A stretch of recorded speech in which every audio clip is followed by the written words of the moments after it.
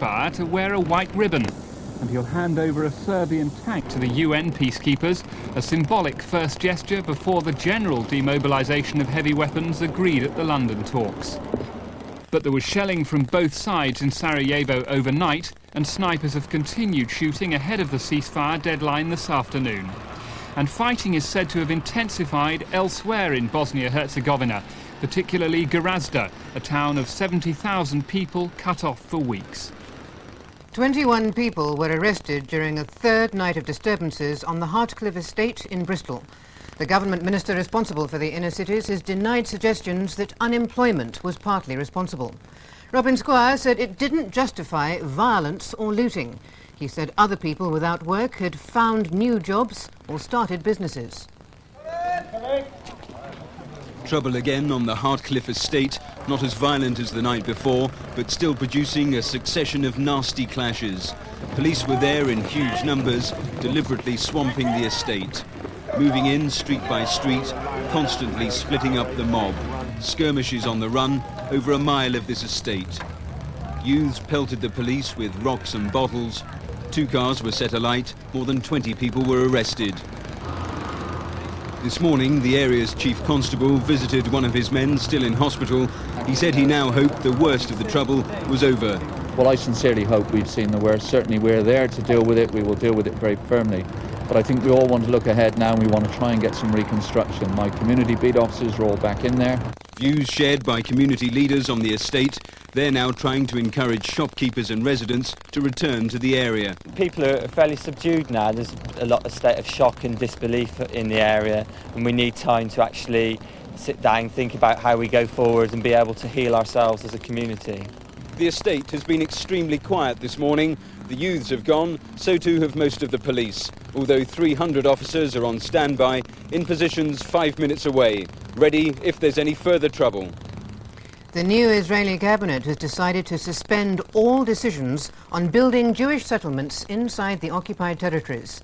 Last week, a temporary freeze was introduced on building contracts for settlements on the West Bank and the Gaza Strip. The Prime Minister, Yitzhak Rabin, has said he wants to accelerate the Middle East peace process, starting with an improvement in relations with the United States and Egypt. The American Secretary of State, James Baker, who arrives in Jerusalem later today, has already made it clear that he sees a halt to settlement building as a way of ending the stalemate in the peace process. England's cricket selectors have made 4 changes to their squad for the 4th test against Pakistan, which starts at Headingley on Thursday. The uncapped Somerset pace bowler Neil Mallender has been included in place of Devon Malcolm, and the 40-year-old Essex spinner John Childs replaces Ian Salisbury. The Middlesex player Mark Ramprakash is recalled to strengthen the batting at the expense of wicket-keeper Jack Russell, and Worcestershire's Phil Newport replaces the injured Philip de Freitas. And that's the news this afternoon. We'll be back at 6:25.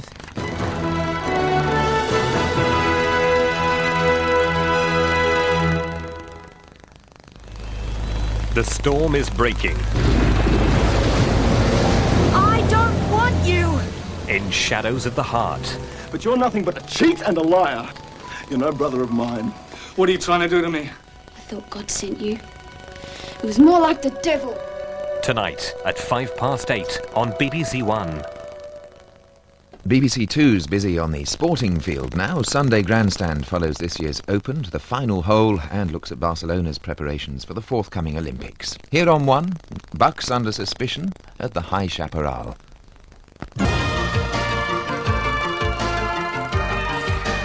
After 3 hard-fought MasterChef semi-finals, we end up with this much washing out.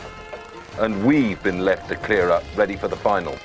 Our original field of over 2,000 hopeful cooks has been narrowed down to 3 kitchen-hardened finalists, one of whom will win the coveted title MasterChef 1992. So join Richard Shepherd, Sir Clement Freud, and me for a memorable feast not to be missed. The MasterChef Final, 5:50 on BBC One. Just under 10 minutes and we'll be heading east to catch up on the week's events in Albert Square. That's after a chilly animated encounter with some cartoon cracked ice.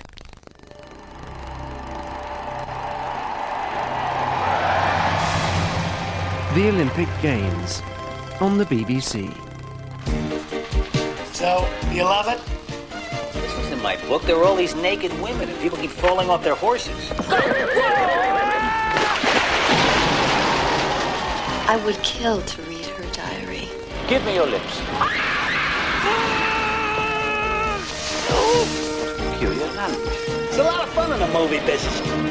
A celebration of stars taking sweet liberty with American history. Tuesday at 9:30 on BBC One. Love across barriers of age and background, now on BBC One. Mel Gibson and Piper Laurie embark on a poignant and difficult journey of romantic discovery in Tim.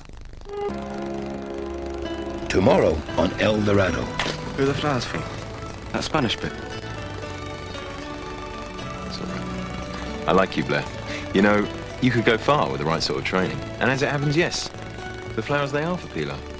She's a pretty girl, don't you think? It's all right, Blair.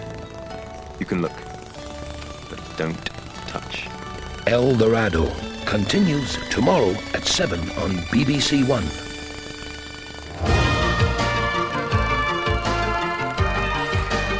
After 3 hard-fought MasterChef semi-finals, we end up with this much washing out. And we've been left to clear up, ready for the final. Our original field of over 2,000 hopeful cooks has been narrowed down to 3 kitchen-hardened finalists, one of whom will win the coveted title MasterChef 1992. So join Richard Shepard, Sir Clement Freud, and me for a memorable feast not to be missed. The MasterChef final in half an hour. In 5 minutes, the beaches of Britain and the coast of Portugal are seen from a gull's eye view. First, an extra cartoon proving it's a wild, wild world.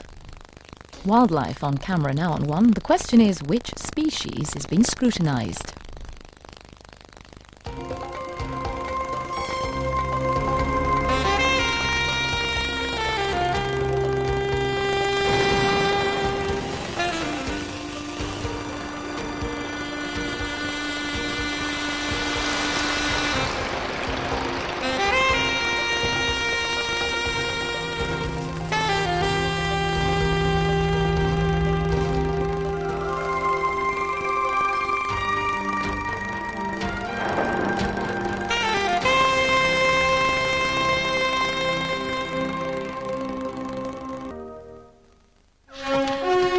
From the pen of Barbara Cartland.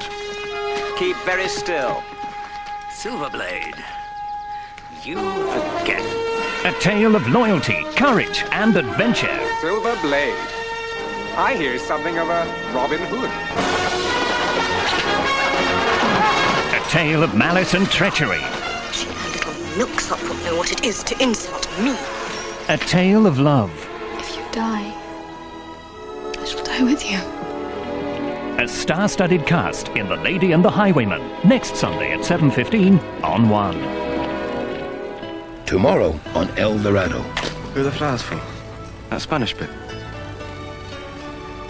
It's all right. I like you, Blair. You know, you could go far with the right sort of training. And as it happens, yes, the flowers they are for Pilar. She's a pretty girl, don't you think? It's all right, Blair. You can look, but don't touch. El Dorado continues tomorrow at 7 on BBC One. BBC Two's Alan Bennett season continues in 5 minutes with his highly acclaimed Talking Heads series of monologues. Bed Among the Lentils stars Maggie Smith as a vicar's wife who finds God at the bottom of a bottle. Here on BBC One, passions boil over in the concluding episode of Shadows of the Heart.